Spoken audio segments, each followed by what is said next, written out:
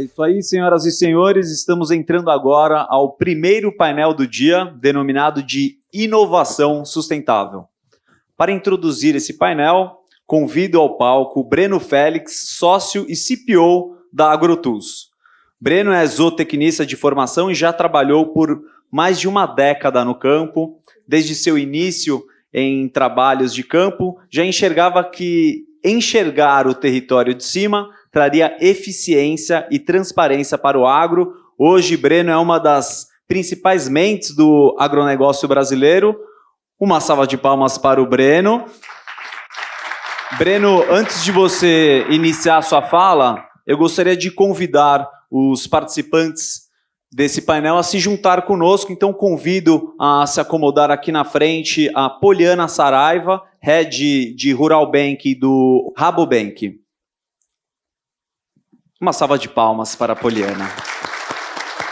Fica à vontade, pode se acomodar na cadeira. Convido também o Aníbal Vadi, sócio-presidente da GF Capital Partners. O Caio Penido, presidente do GTPS e produtor rural.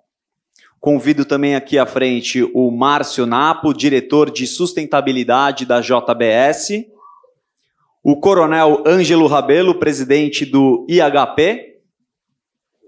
E Marcel Fukayama, cofundador do Sistema B. Uma salva de palmas a todos os nossos participantes, painelistas. Breno, o palco do AgroTools é seu, fica à vontade para iniciar sua fala. Coronel que está chegando. Bem-vindo.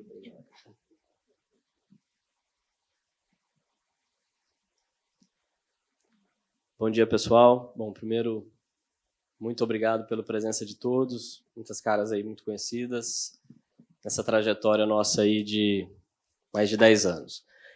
Antes de introduzir o painel, eu queria compartilhar com vocês uma frase que ouvi há bastante tempo, mas tem provocado bastante o processo de inovação e desenvolvimento da AgroTools, que eu venho junto aí com meus brilhantes sócios, que fala que pior que não ter um mapa é ter um mapa errado.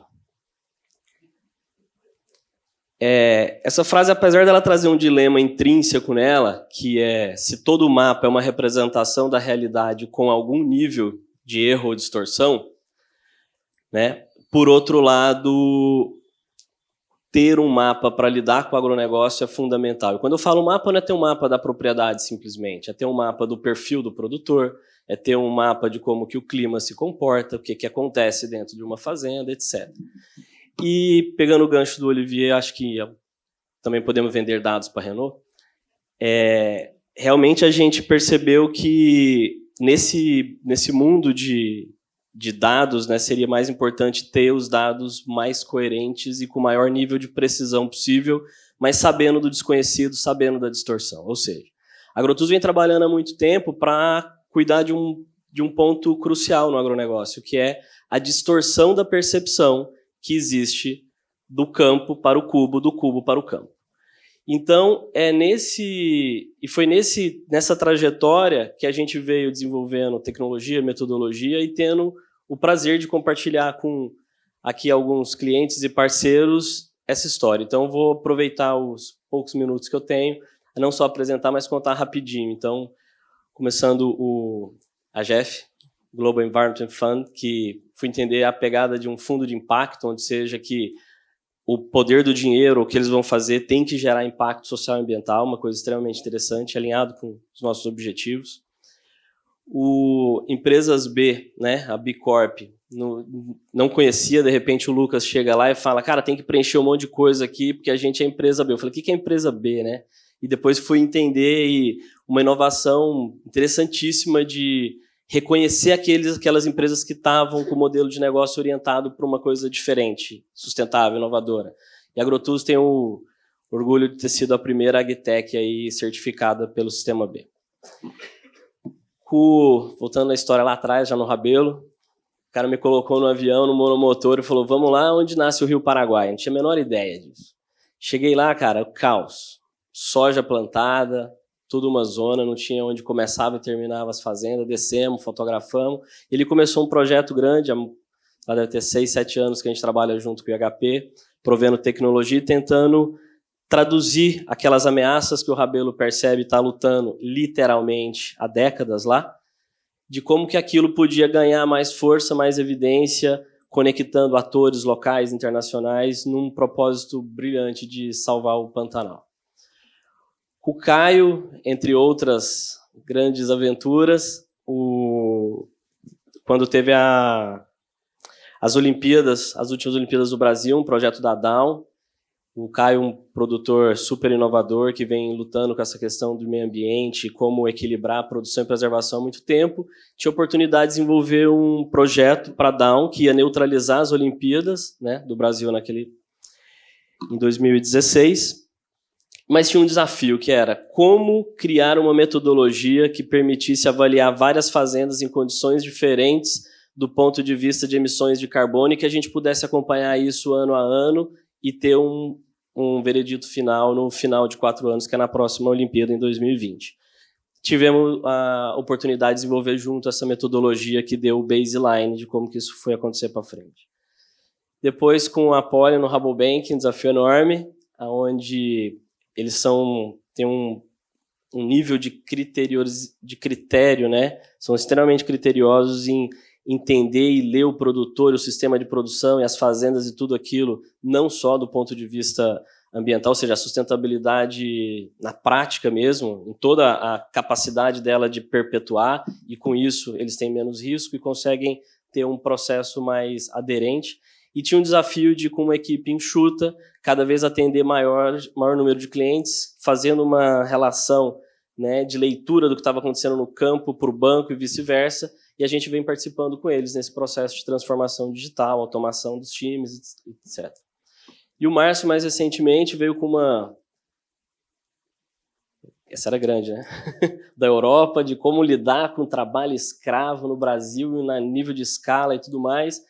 E ele teve uma ideia inovadora mesmo, que foi de juntar a Agrotus, já trabalhava há bastante tempo com eles, com o Impacto, que é uma organização no Brasil que trabalha esses dados sociais, e a gente teve um laboratório interessantíssimo com eles, aplicando bastante data science mesmo para gerar uma plataforma, uma ferramenta que a JBS pudesse se reconhecer, entender sua cadeia e principalmente dar respostas num alto nível. Então, é um pouquinho da história, agora vocês conhecem um pouco de cada um aí e fiquem com o debate. Muito obrigado, uma salva de palmas para o Breno Félix. Obrigado por essa introdução. Vou aproveitar agora e convidar para ilustrar um case real de inovação sustentável. Eu solicito que o Márcio Napo, o diretor de sustentabilidade da JBS, venha aqui ao púlpito. Trata-se de um case interessantíssimo, fruto da parceria Agrotus JBS. Então, para essa introdução, por favor, Márcio Napo. Uma salva de palmas para Márcio Napo.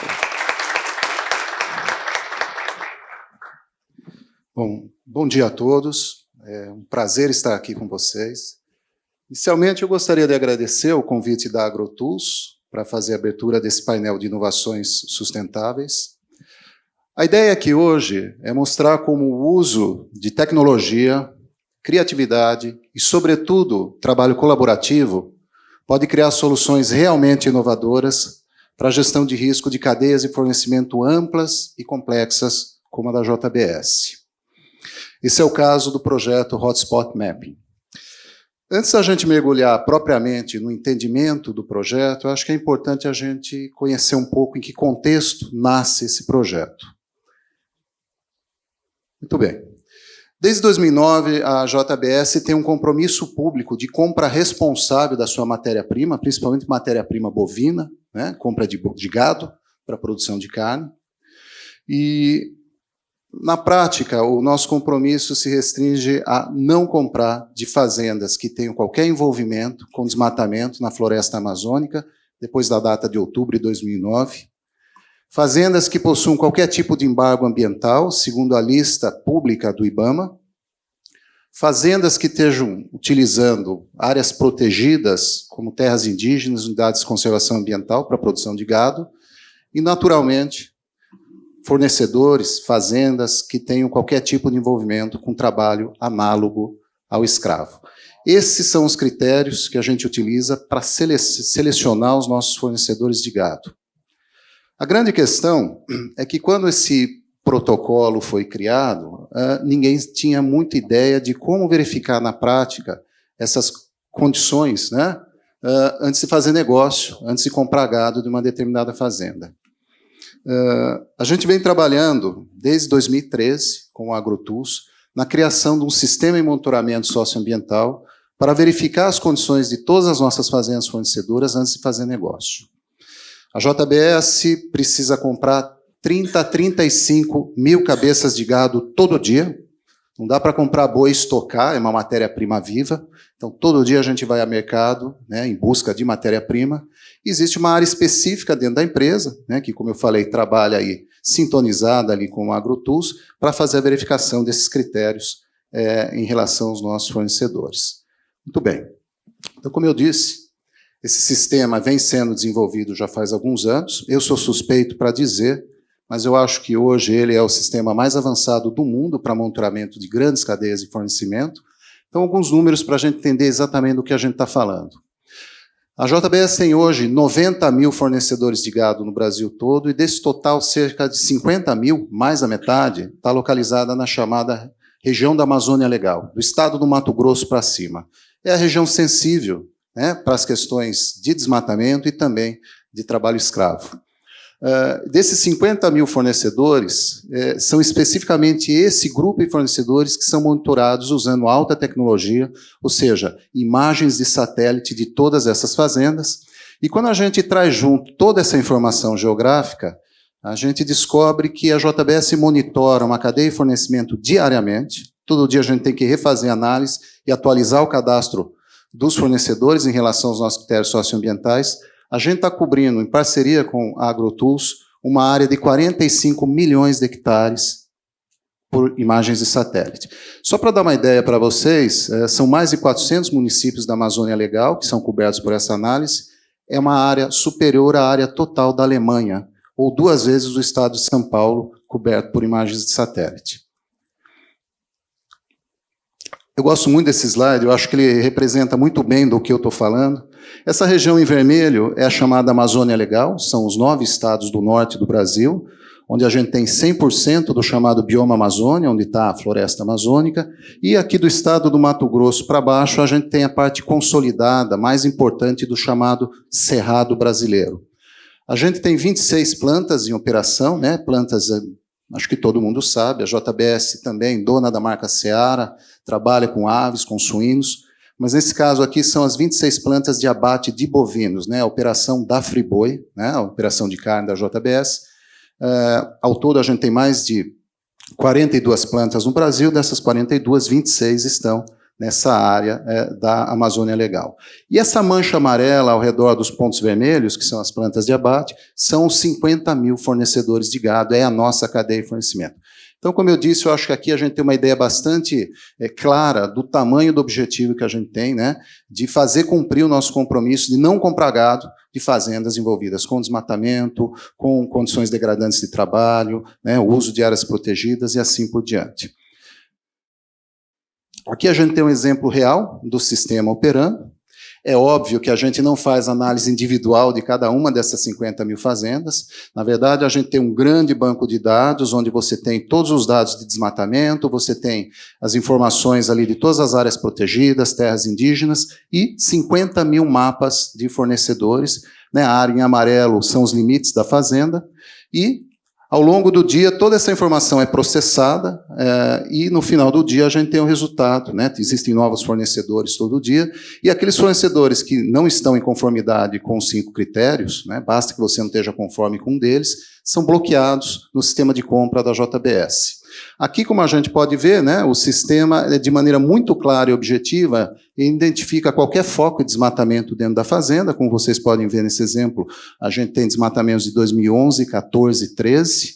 Isso é importante, a data do desmatamento é fundamental, uma vez que a gente tem uma data de corte de outubro de 2009, qualquer desmatamento, com licença ou sem licença, é um critério de desmatamento zero, vai ser bloqueado o fornecedor no nosso sistema. Muito bem. Então, esse é um pouco do contexto sobre o qual nasce o projeto Hotspot. A JBS avançou, né, enormemente na detecção de desmatamento e problemas ambientais na sua cadeia, usando esse tipo de tecnologia. No entanto, né, vamos lembrar que o meu quinto critério é não comprar de fazendas, né, que tenham envolvimento com o trabalho escravo. E aí que começa um pouco, né, da semente do projeto Hotspot. Essa é a famosa lista suja do trabalho escravo, publicada no site do antigo Ministério do Trabalho, onde constam os casos, né, de proprietários, né, que foram autuados, né, pelo uso de trabalho análogo a escravo. Antes que alguém comece a fazer alguma ideia mirabolante, basicamente existe uma legislação brasileira bastante complexa, bastante ampla, que define o que seria aí, o trabalho análogo ao escravo, mas basicamente são empregadores que submeteram seus empregados a condições desumanas de trabalho em termos de alimentação, água potável, acomodação, né, fazendo a retenção de documentos. É basicamente sobre isso que versa a legislação. E se você, na verdade, cometeu esse tipo de crime, você vai acabar nessa lista pública. Empresas como a JBS e outras que fazem parte do Pacto Nacional pela Erradicação do Trabalho Escravo têm o compromisso de não comprar de proprietários, de fornecedores que constam nessa lista.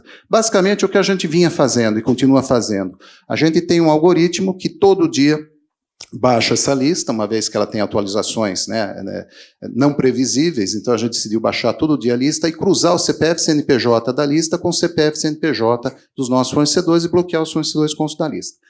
A despeito do fato do Brasil ser o único país do mundo, até onde me consta, que tem uma lista pública em caso de trabalho escravo, e, portanto, eu acho que é louvável esse trabalho feito pelo governo em termos de transparência, né? Eu não disse isso, mas eu acho que as duas palavras mais importantes, norteadoras do trabalho que a gente faz na JBS em sustentabilidade, é a questão de transparência, é a questão de rastreabilidade do produto, né? Saber de onde a gente está comprando a matéria-prima e de que maneira o produto foi produzido. A despeito de tudo isso, a lista ela é ainda um instrumento, vamos dizer, parcial, né? Um instrumento pobre em termos de você realmente ter certeza do que acontece em termos de condições trabalhistas nas fazendas. Então, como a gente avançou muito em desmatamento, a gente decidiu criar uma abordagem nova, uma abordagem sofisticada para pensar a questão do trabalho escravo. Como o Breno já fez um spoiler aqui do que eu ia falar, esse projeto foi uma parceria entre a JBS, a AgroTools, nosso operador técnico para isso, e uma organização sem fins lucrativos chamada Impacto, que reúne empresas e membros da sociedade civil em torno da questão do trabalho escravo. O projeto, basicamente, visa criar uma nova solução, né, para a gestão de risco da cadeia de fornecimento de gado da JBS, para a identificação de regiões vulneráveis à ocorrência de trabalho escravo e identificação de fornecedores críticos. Eu vou acelerar um pouco aqui, pessoal. A questão central, né, que a gente começou a discutir no início do projeto, numa equipe multidisciplinar formada por cientistas sociais que vieram pelas mãos do Impacto e a equipe, né, da AgroTools e JBS, quais são o conjunto de fatores que tornam uma região especificamente mais vulnerável à ocorrência de trabalho escravo do que outras? É uma pergunta extremamente interessante e que a gente não achou uma resposta pronta. E aí surgiu o que eu acho que é a questão mais inovadora aí desse projeto, fora a questão da gente ter uma ferramenta muito bacana para lidar com isso, que é a ideia de juntar uma visão clássica de abordagem do problema do trabalho escravo, que são o estudo, né, a compilação de dados sociais, econômicos e demográficos para explicar essa problemática, com uma visão geográfica e territorial. Uma vez que a gente identificou já na largada que uma variável importante para explicar a questão do trabalho análogo ao escravo no Brasil é isolamento geográfico. Geralmente isso acontece nos rincões do país, né, principalmente quando a gente está falando de agricultura. A gente tem casos de trabalho escravo urbanos ligados ao têxtil, mas na agricultura, basicamente, a questão do isolamento geográfico é fundamental. A ideia é que quando a gente junta essas duas visões, a geográfica territorial com a socioeconômica, a gente realmente tem uma abordagem nova e inovadora, né? Onde a gente pode, inclusive, espacializar toda essa informação e entender isso no nível da nossa cadeia. O meu tempo é curto, eu não vou entrar no detalhe, mas aqui, muito rapidamente, são os passos metodológicos que foram tomados para a construção do modelo, da ferramenta, basicamente a construção de 2 macro bancos de dados, o banco de dados que foi construído pelo lado do impacto com 102 variáveis no nível municipal dos 772 municípios da Amazônia e 20 variáveis geográficas e territoriais de impacto para explicar a questão do trabalho escravo. Todos esses bancos de dados, essas variáveis, esses dados foram compilados, foram juntados para criar, na verdade, scores, né? Ou seja, escalas de pontuação, a partir de toda essa informação que foi espacializada. A partir da soma desses scores foi construído um rating, né? Onde a gente basicamente tem ali as escalas sobre os quais a gente vai classificar os municípios, e o produto final foram dois, na verdade. Foi um mapa no nível municipal de risco de ocorrência de trabalho escravo, chamado risco potencial de trabalho escravo, a partir do qual o impacto está utilizando essa ferramenta para fazer engajamento de novas cadeias produtivas e política pública, e do ponto de vista da JBS, a gente criou, aqui, um mapa extremamente mais detalhado, com 3.042 partições da área municipal, porque a gente está trabalhando no nível da fazenda fornecedora, e aqui é o primeiro resultado desse projeto. Toda a Amazônia Legal, uma área que é do tamanho da Europa Ocidental inteira, 64% do território brasileiro, foi classificada em 4 níveis de risco potencial para a ocorrência do trabalho escravo. Então, naturalmente, onde você tem ali as manchas vermelhas e laranjas, são as áreas, vamos dizer, onde existe uma maior probabilidade de ocorrer trabalho escravo. É importante frisar isso, não quer dizer que está acontecendo, que ali tem trabalho escravo, mas ali existem condições favoráveis à ocorrência desse problema. Como a JBS está usando isso daqui? Dessa maneira. Muito bem, aqui estão os meus 50 mil fornecedores de gado, plotados sobre esse mapa. É claro que não vão assustar com a mancha branca, ela está fora de escala. Se eu pusesse a real escala geográfica das minhas 50 mil, vocês não iam enxergar, mas ele dá uma ideia de localização. Claro que quando a gente olha isso daí, vamos dizer, com zoom, ou mesmo numa maneira mais analítica, para cada um dos meus fornecedores, dado o espaço que ele ocupa no território, o município, eu sei qual que é o grau de risco potencial dele estar envolvido com trabalho escravo. E aqui eu tenho, vamos dizer, o que seria o resultado efetivo que a gente estava buscando. Dos meus 50 mil fornecedores, em cima dessa região, aquela mancha preta ao redor daquela área vermelha, que é uma área no sul do Pará, onde a gente tem uma série de parques de conservação ambiental, terras indígenas, e é um hotspot de desmatamento também. É importante dizer isso, o desmatamento também é uma variável importante para explicar essa questão, uma vez que a maior parte dos casos de trabalho escravo que são registrados na pecuária, pela lista suja do Ministério do Trabalho, não são para o manejo do gado, mas são para abertura de áreas de pastagem, ou seja, para desmatamento. Então eu sei exatamente quem é o grupo de fornecedores de gado que eu tenho, que estão sujeitos aí a um risco maior da ocorrência de trabalho escravo. Muito bem. Então, de posse dessa informação, o que a gente vai fazer? Eu sei quem são os fornecedores, onde eles estão localizados, e aí a gente parte para a fase final aí do projeto, que é o due diligence das fazendas. A gente está trabalhando com uma organização inglesa chamada Stronger Together, que e junto com uma organização brasileira chamada Imaflora, que acho que muitos aqui conhecem, para construir um protocolo, um checklist de campo para verificação de condições de trabalho nessas fazendas. Então a gente vai construir esse protocolo, vai usar o hotspot como uma ferramenta de foco. Eu não posso, naturalmente, auditar 50 mil fazendas e novas fazendas todo dia. Então, esse é o grande mérito do que a gente fez. A gente conseguiu pôr foco no problema e tornar esse problema algo que a gente possa pegar na mão. Eu tenho um grupo muito menor de fornecedores de alto risco, de fornecedores com risco potencial. A ideia é, quando eu tiver esse checklist, fazer uma amostragem inteligente e ir a campo, verificar o que está acontecendo. Essa informação não só vai ser utilizada para a gente começar a ter uma classificação empírica, realista, de quais são as condições de trabalho na minha cadeia de fornecimento de gado, como, num segundo momento, essa informação de campo vai retroalimentar o meu modelo teórico e a gente passa a rodar esse modelo de novo e vai aumentando a assertividade desse modelo teórico de previsão de risco potencial. Então, como foi pedido aqui pela Agrotus, a ideia era realmente trazer para vocês aqui um exemplo de como essa questão de dados hoje é fundamental para entender cadeias produtivas, como da JBS. Para fechar a apresentação, eu diria que quando a gente fala, a gente viaja muito, a gente conhece um pouco o sistema produtivo de outros países. Eu acho que o que mais diferencia o Brasil, vamos dizer, de outros líderes europeus em agricultura, como a União Europeia e o próprio Estados Unidos, é a escala de operação da agricultura brasileira. Vamos pegar aqui, o Breno falou de soja, um produtor de soja nos Estados Unidos tem 500 hectares, um produtor de soja na Europa tem 50 hectares, um produtor de soja que se preze, possa ser chamado de produtor de soja no Brasil, tem que ter pelo menos 1.500, 2.000 hectares. Então, tudo que a gente fala em termos de agricultura e pecuária no Brasil, você está falando de escala, e para você operar esse entendimento em escala dentro do território produtivo, você tem que fazer uso hoje, né, como o Breno bem colocou, enxergar do céu a sua cadeia produtiva para daí sim ter um entendimento no detalhe e saber como que você lida, né, com essas questões não só de gestão de risco, mas também de gestão de qualidade da sua matéria-prima. Muito obrigado.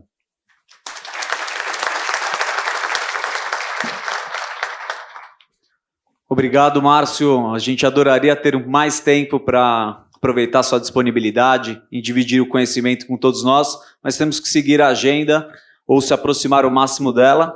Então vamos agora dar início ao painel Inovação Sustentável. Prezados, após essas ótimas introduções e obviamente alinhado ao tema desse painel, ou seja, do uso de inovação na agenda de sustentabilidade ambiental, econômica e social, eu gostaria de solicitar que cada um de vocês faça um pequeno comentário de 3, 4 minutos de forma objetiva sobre o que vem sendo realizado pelas suas empresas na prática ou como o modelo de negócio de vocês tem relação a esse tema. Fiquem à vontade para concordar, discordar ou complementar o comentário do seu colega. E após o comentário de cada um, nós abriremos o painel para perguntas do público, lembrando que o número de WhatsApp está no folheto na cadeira de cada um de vocês. Então, por gentileza, fiquem à vontade para iniciar os comentários. Vamos no modelo antigo, as damas primeiro, é isso? Bom, muito obrigada à Agrotus pelo convite e fico feliz de estar nesse painel de debates, especialmente comentando sobre um tema que, para o Rabobank, especialmente, é um tema de extrema relevância. Apesar de a gente estar falando de uma instituição financeira, um banco, sustentabilidade para o Rabobank sempre teve na nossa essência. Primeiro, porque somos um banco europeu que já viveu a escassez, vamos falar de alimentos, e hoje vive uma tendência aí, como a gente tem visto que, por vários depoimentos aqui hoje, inclusive, que o mercado consumidor ele está se transformando. E o banco, como um banco que financia a ponta lá, o produtor rural, ele sempre se viu muito responsável de que essa inovação e esse tema de sustentabilidade também tivesse muito presente nas fazendas e nos negócios que a gente sempre e nos negócios do banco com esses produtores rurais. Então, desde que nasceu aqui no Brasil em 2004 para financiar os produtores, a gente trata do tema de sustentabilidade porque a gente acredita que o tema de sustentabilidade ele está muito atrelado ao futuro, a estar vivo no futuro. Então, ele trata do tema de uma forma muito ampla e conversa com os produtores sobre esse tema há muito tempo. E o que a gente percebeu ao longo da nossa história é que a gente precisava de atrelar a essa discussão com os agricultores sobre sustentabilidade, a gente precisava atrelar a tecnologia, foi quando surgiu a parceria com a Agrotus, onde a gente queria atrelar dados para a gestão de risco, porque desde o início o Rabobank ele tem um rating socioambiental para o relacionamento com os produtores rurais. E a gente gostaria de ter dados que a gente pudesse atrelar de uma forma, atrelar a tecnologia ao nosso processo diário. Então, assim, a Agrotus nasceu lá em 2016, né, Breno, se não me falha a memória, para a gente poder colocar em dados georreferenciados todo esse relacionamento, toda essa importância da sustentabilidade que o Rabobank vê e poder dividir isso com os produtores rurais. Então, a gente realmente acredita que sustentabilidade é um tema extremamente relevante e ele precisa chegar na produção rural, onde está a ponta, como vocês viram no próprio depoimento do Márcio, a cadeia como um todo ela já se movimenta, os consumidores, os compradores, e o produtor rural ele precisa ter ferramentas e precisa ter suporte para que ele consiga melhorar e produzir de uma forma mais sustentável. E o Rabobank, ele é... Apesar da gente estar localizado na cadeia financeira como agente financeiro, a gente acredita que a gente tem um papel importante na cadeia como um todo nesse tema. Vou seguir por aqui. Bom dia a todos, sou o Marcel. Obrigado, AgroTools, pelo convite, parabéns por esse evento. Uma pergunta, uma consulta, quem nunca ouviu falar de Sistema B aqui? Por gentileza. Excelente, estão no lugar certo. O Sistema B, se vocês pudessem levar uma única mensagem do Sistema B hoje, é que o Sistema B hoje é a principal alternativa, a principal ferramenta, o principal framework para a sua empresa, para você transformar a sua empresa numa empresa de uma nova economia, mais inclusiva e mais sustentável. Hoje nós somos mais de 3 mil empresas em todo o mundo, em 70 países, e aqui no Brasil somos 155, e uma delas é justamente a AgroTools, que está criando, qualificando esse debate. Então, feliz de estar por aqui, representando o Sistema B e também colaborando com a AgroTools. Por que é importante você transformar a sua empresa para essa nova economia? A gente está vivendo uma grande mudança de cultura empresarial global histórica, não tem mais volta. E no centro dessa mudança de cultura é a grande oportunidade que nós temos de usar a força dos nossos negócios, a solução de mercado para a gente resolver problemas sociais e ambientais complexos. A gente tem um senso de urgência. Hoje, 30 de julho, nós passamos a usar o cheque especial do planeta Terra. Não sei se vocês sabiam disso. Então, ontem nós vencemos todo o limite, todo o estoque que o planeta tinha para esse ano. Hoje nós já entramos no cheque especial. Nós temos um senso de urgência. As projeções, e a gente viu aqui na primeira parte da nossa manhã, projeções econômicas. Depois nós vimos projeções tecnológicas. Mas o grande desafio que nós temos nesse século é que nós vivemos uma interdependência, uma complexidade de desafios. Não são apenas econômicos, não são apenas tecnológicos, também são ambientais, também são sociais, também são políticos, também são culturais. E aí, no centro dessa mudança de cultura está a grande pergunta: qual é o melhor interesse da empresa? No século passado foi maximizar valor para um agente específico, que era o investidor e o acionista. Nesse século, diante dessas oportunidades, desses desafios que nós temos, é de gerar valor compartilhado para o seu consumidor, para o seu colaborador, para o seu investidor, para o seu fornecedor e assim adiante. Então, o que o Sistema B faz é identificar, certificar, celebrar quem são os líderes dessa nova economia. Empresas que passam por rigoroso processo de avaliação, como a AgroTools, e que se comprometem com alto nível de impacto social e ambiental, alto nível de governança, prestação de contas e transparência. E as nossas ferramentas hoje são usadas por mais de 80 mil empresas em todo o mundo para medir e reportar o seu triplo impacto. E com isso a gente assegura e a gente dá ferramenta para essas empresas poderem medir o seu impacto com o mesmo rigor que medem o seu lucro e, com isso, acelerar essa mudança de cultura que a gente tanto precisa em todo o Brasil e em nosso mundo. Então, esse é um pouco do que a gente faz no Sistema B, sistemab.org ou B Impact Assessment, que é o nome da nossa ferramenta, bimpactassessment.net, e aí vocês podem acessar de uma maneira online, gratuita e confidencial essa ferramenta. Obrigado.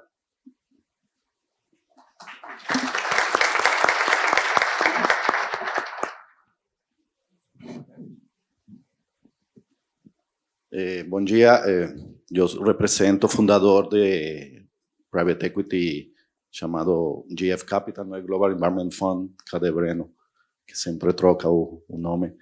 Tenho aqui vários amigos e inimigos também.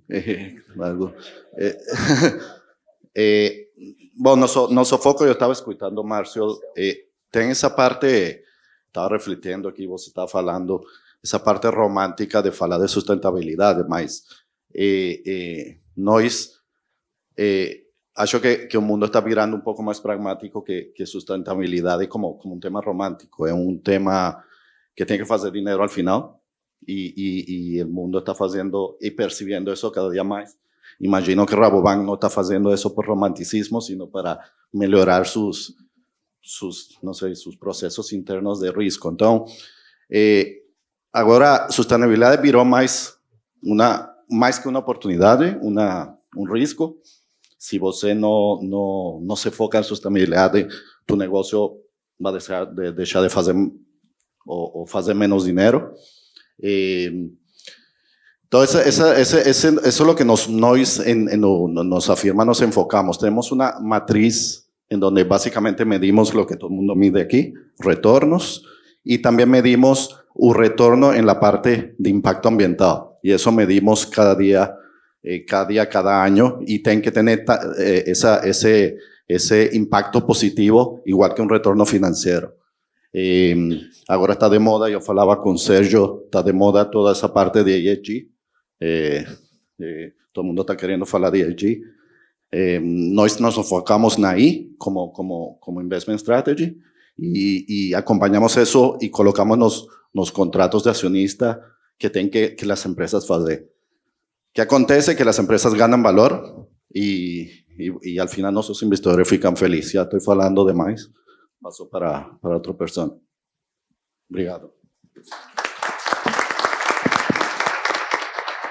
Bom dia a todos aí. Acho que uma oportunidade aqui para a gente dialogar um pouco. Agradecer ao Sérgio Breno aí da Agrotus pelo convite. Tem o apoio do GTPS. Eu sou presidente do GTPS, que é o Grupo de Trabalho da Pecuária Sustentável. O Breno está comigo na comissão executiva aí como tesoureiro, então a gente tem um contato constante hoje em dia. E contar, acho que falar um pouco do Marcel falou dessa urgência, né? Em relação a não só a conservação, acho que seria a questão do carbono e a questão dos serviços ambientais. Isso traz, acho que é o que motiva a gente realmente, minha família, toda nossos colaboradores, a estarem olhando para essa questão da produção sustentável, da conservação, mas a gente tem que tomar muito cuidado para não ser injusto nessa urgência, nesse desespero, a gente não distorcer nosso entendimento em relação ao nosso país, né? Não sei se vocês sabem, talvez vocês trabalhem até mais na área e saibam um pouco, mas eu queria que vocês pensassem assim, quanto % do território brasileiro vocês acreditam que está conservado, que está não conservado, que está com vegetação nativa até hoje? Queria que vocês fizessem um exercício aí, pensar. Quanto % do Brasil vocês acham que está coberto com vegetação nativa? Então, a gente que está na área, a gente já está nessa discussão, né?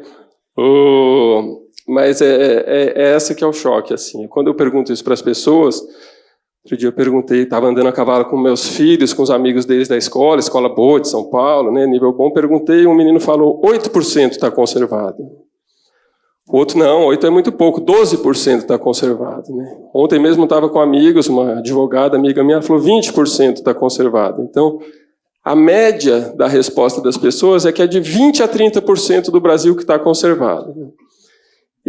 Então, essa estratégia de conservação que foi feita no passado, aí, desde 2009, quando começou a questão dos relatórios aí de moratória, sempre teve uma estratégia um pouco, como diz o Breno, distorcida de conservação. E fez o brasileiro acreditar que o Brasil é uma terra devastada, que está toda desmatada, né? E sendo que a biodiversidade é a nossa grande vantagem competitiva. Quer dizer, se essa biodiversidade é tão importante para o mundo, para o nosso futuro, se tem essa urgência toda, o Brasil deveria ser exatamente o país reconhecido por isso, porque ninguém pode ter o que a gente tem, né? Ou tem ou não tem. Então, se a gente tem, eu acho que esse fórum aqui é interessante, a gente falou do geomonitoramento para penalizar quem está errado, mas todo esse sistema de geomonitoramento que foi desenvolvido para ver quem estava desmatando, pode ser usado para premiar quem está fazendo certo. Eu acho que é uma forma muito mais inteligente no período que a gente está hoje. Quer dizer, a estratégia de 10 anos atrás foi importante para a gente chegar em 2019 com mais de 63% aí do território nacional com vegetação nativa. Hoje temos estudos aí do Evaristo Miranda falando em 66%, o Tasso Azevedo falando em 63%. Então vamos falar que é mais de 63%. Como agora mudar essa estratégia de conservação, que era através do medo, através da moratória, de boicote, de medo, de criar um pânico em relação à biodiversidade, como transformar isso em orgulho, em valor, em DNA nacional. Quer dizer, como fazer o povo brasileiro se orgulhar dessa biodiversidade e transformar isso em vantagem competitiva.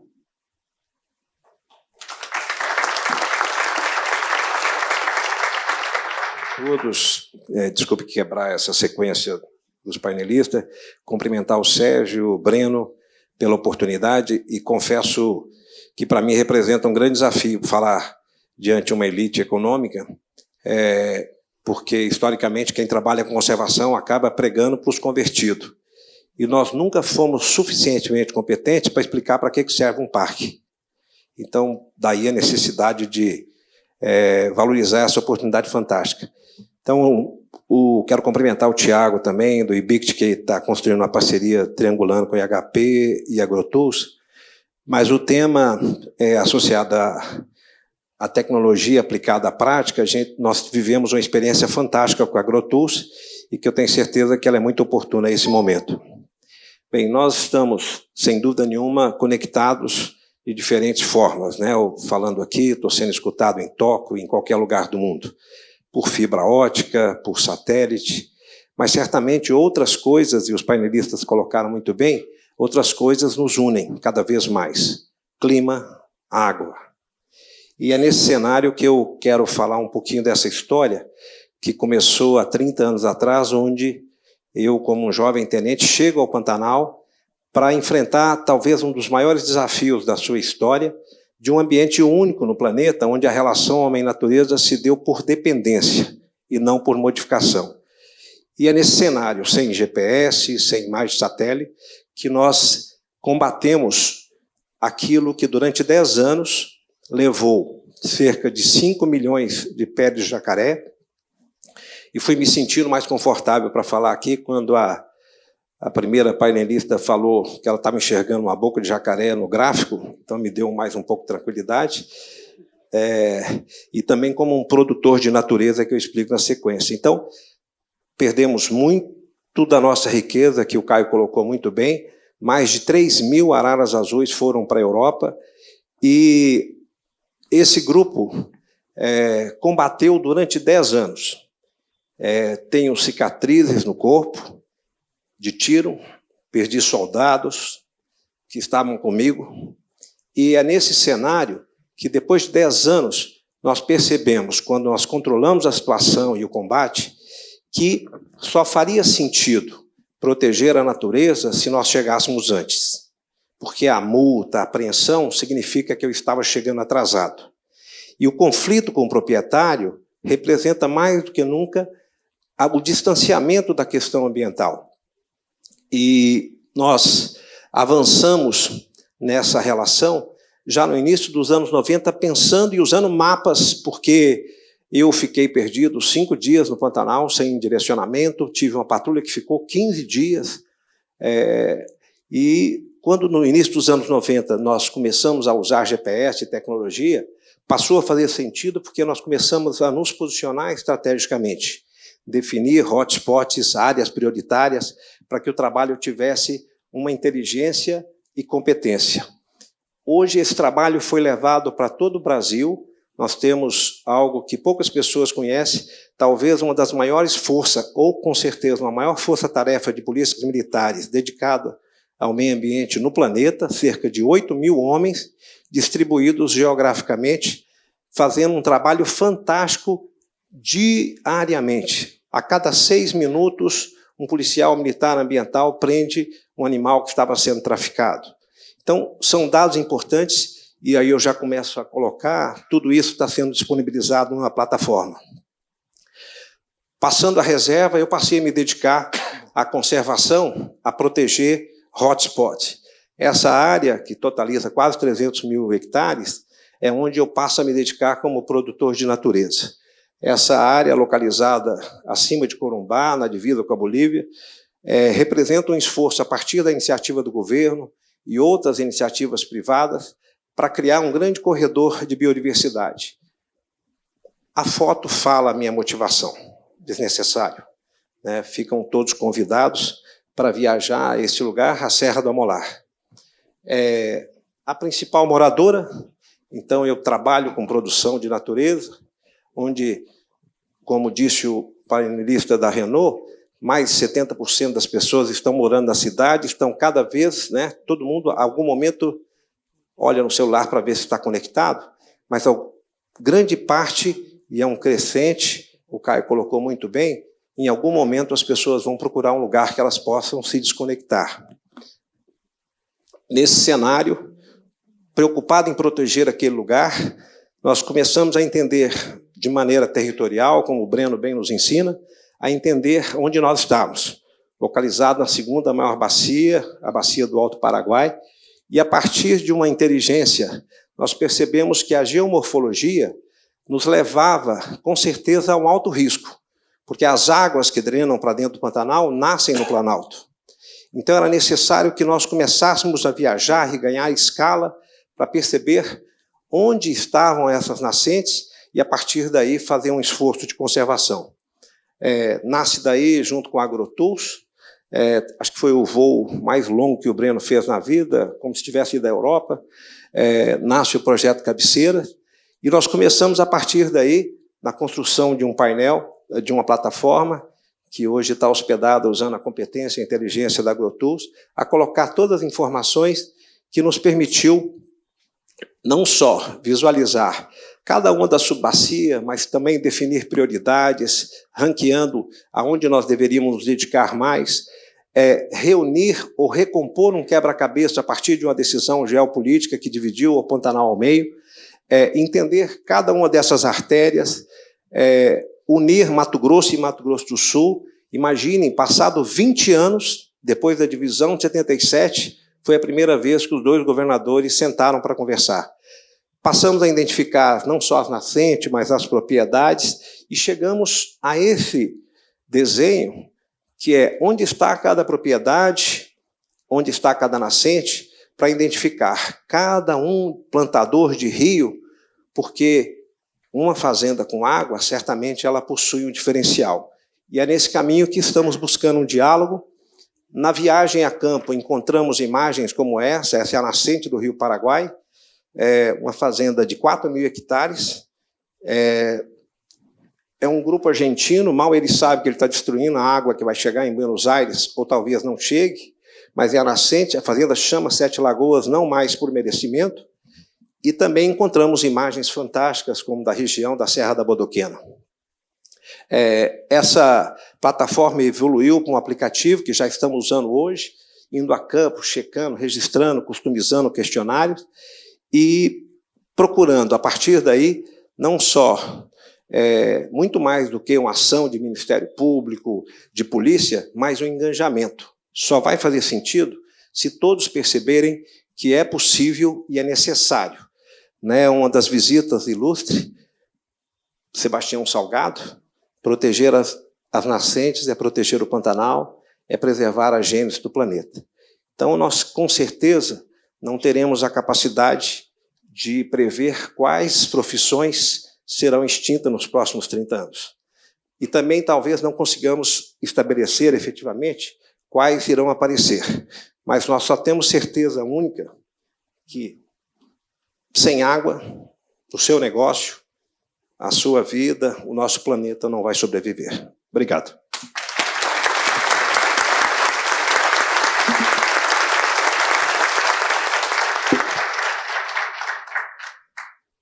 Vamos a uma pergunta que todos podem responder, fiquem à vontade. Ela não foi endereçada, a pergunta é: recentemente fomos expostos a números incríveis sobre o Brasil, de que preservamos aproximadamente 66% dos nossos territórios. Esse número dividido entre terras indígenas, unidades de conservação, reservas legais, entre outros. Por que o Brasil ele ainda é visto pelo mundo com uma imagem distorcida no âmbito de sustentabilidade ambiental? Esse é meu tema.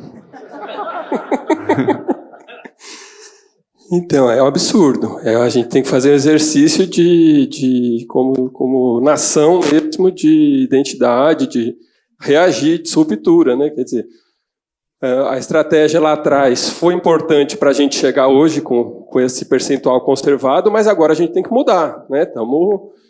Já temos Código Florestal, temos aí mais de 63% conservado. Temos, assim, potencialmente, quer dizer, vamos analisar as grandes crises mundiais, aí, a questão das mudanças climáticas e a questão da segurança alimentar. A gente é o país que pode produzir mais na área que você já está produzindo, reduzindo pressão sobre novos desmatamentos, melhorando o balanço de carbono, a questão das mudanças climáticas. Se a questão é carbono, a gente tem o maior estoque de carbono aí de florestal, a gente tem os sistemas produtivos capturadores de carbono ou carbono neutro, e a gente tem os serviços ambientais, que quando fala trabalho escravo, para mim, eu vejo que o que está acontecendo, nossas florestas estão prestando serviços ambientais gratuitos para o mundo. É uma exploração, é um trabalho escravo das nossas florestas. Então, se o mundo quer ajudar o Brasil, vamos criar um mercado de carbono, mercado de pagamento por serviços ambientais, e acho que todos nós temos um papel importante em disseminar isso, porque está complicado. Quem está acusando a gente não quer negociar, não quer pagar, só quer acusar a gente. Então a gente vira o bode expiatório do mundo. Hoje, mais do que nunca, a gente está nessa posição, mas o mundo não está reconhecendo, não está privilegiando um país como o Brasil, que tem todo o potencial para ser a potência. Acho que eles têm medo do Brasil, né? Uma potência agroambiental nessas dimensões, que pode solucionar essas 3 crises e ajudar a solucionar nas 3 crises. Acho que a gente, como brasileiro, temos que nos apropriar desse discurso, não só os ambientalistas, os produtores, empresários, mercados financeiros. Quer dizer, vamos começar a premiar quem está fazendo certo, vamos começar a precificar esse serviço ambiental, esse carbono, a mensuração de carbono. Essa discussão é fundamental, é uma das prioritárias aí para o mundo. Quer dizer, o Guedes falou esses dias de vender o oxigênio da Amazônia, é a venda do serviço ambiental, né? Tereza Cristina falou do artigo 41 do Código Florestal, do mercado de serviços ambientais. É isso, a gente como sociedade tem que pressionar o governo, seja ele de qual partido for, para lutar pela essa valorização dos ativos ambientais, dos serviços ambientais, implantar os mercados de serviços ambientais, de carbono. E eu acho que é isso. Temos um desafio de comunicação aí também, de integração e compreensão do povo brasileiro.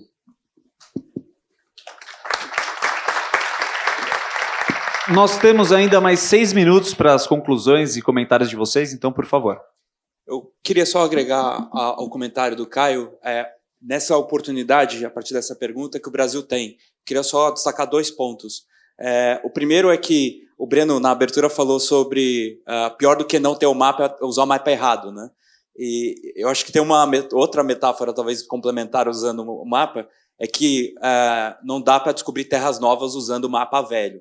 Então, se a gente quer inovar, a gente está falando de inovação sustentável, a gente precisa desenvolver novos mapas. E aí, a partir desses novos mapas, e com todos os desafios, dados, fatos, cada um tem direito a ter a sua própria percepção, mas os fatos estão aí e são para todos. E os fatos, de alguma maneira, são alarmantes para a gente pensar nas próximas gerações e olhar nos olhos da próxima geração e falar o que a gente fez agora. E o que a gente fez agora é que existe uma grande oportunidade de não apenas conservar, existe uma grande oportunidade de regenerar. Existe toda uma nova geração de negócios que estão regenerando, que estão, de uma maneira criativa e colaborativa, regenerando pessoas e o nosso planeta. Então, a gente tem uma linha de negócios, e tem um exemplo brasileiro que, nessa linha, que se conecta com a outra oportunidade que eu estou falando. Então, o Caio trouxe o ponto do crédito de carbono. Para isso, para a gente poder começar a precificar essa externalidade, como os economistas chamam, a gente precisa de métricas de impacto social, ambiental, não apenas econômico. Métricas que sejam comparáveis, verificáveis, que sejam críveis. Isso vai atrair, alavancar mais capital do tipo ESG, Environment, Social and Governance, mais capital de impacto positivo. Então essas são as 2 oportunidades que eu queria destacar, a oportunidade não apenas de conservar, mas também de regenerar, e a oportunidade da gente ter métricas comparáveis, verificáveis para isso. E, para mim, o exemplo brasileiro, só para concluir, é a primeira empresa de capital aberto no mundo a certificar como uma empresa B, que é a Natura. E aí a Natura utiliza não só uma linha de produtos como a Natura Linha Ecos para regenerar a Amazônia, mas ela também tem a contabilidade ambiental para precificar o seu impacto na extração, produção e distribuição, e como uma empresa pioneira, internalizar a sua externalidade, incorporando isso no balanço da empresa. Então essa é uma nova prática que eu acho que nessa década a gente precisa avançar, que assim como no século passado a gente avançou em ter métricas financeiras e contábeis uniformes, a gente vai avançar nessa década e ter métricas uniformes, estándares sociais e ambientais para medir o impacto com o mesmo rigor que a gente mede lucro. É isso.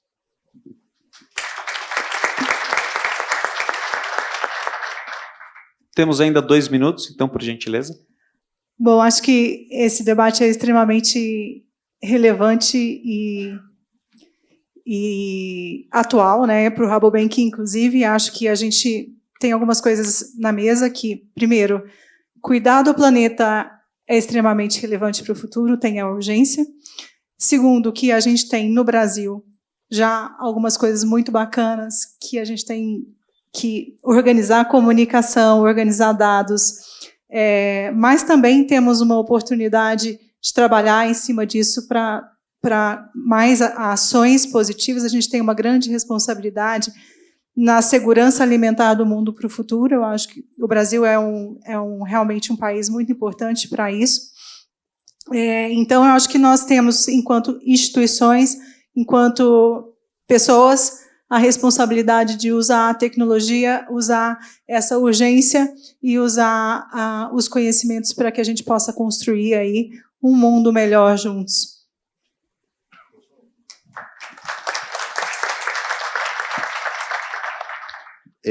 Mi único no sé si yo concordo 100% con la pregunta, que en Brasil tenemos tantos problemas que fica todo escondido, mas podemos melhorar y yo acho que todo el mundo tiene que crear ese awareness y una propaganda así de grasa para AgroTools que va a pagar morso.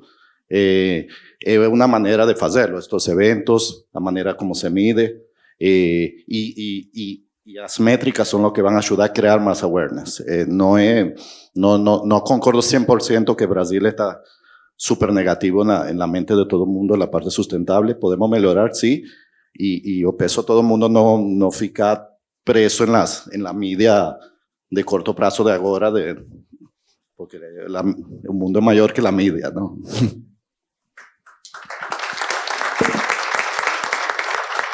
Bom, senhoras e senhores, com essa vontade de queremos escutar um pouco mais vocês, mas temos que encerrar o nosso primeiro painel. Então, gostaria de pedir a ajuda de vocês, uma salva de palmas para os nossos participantes.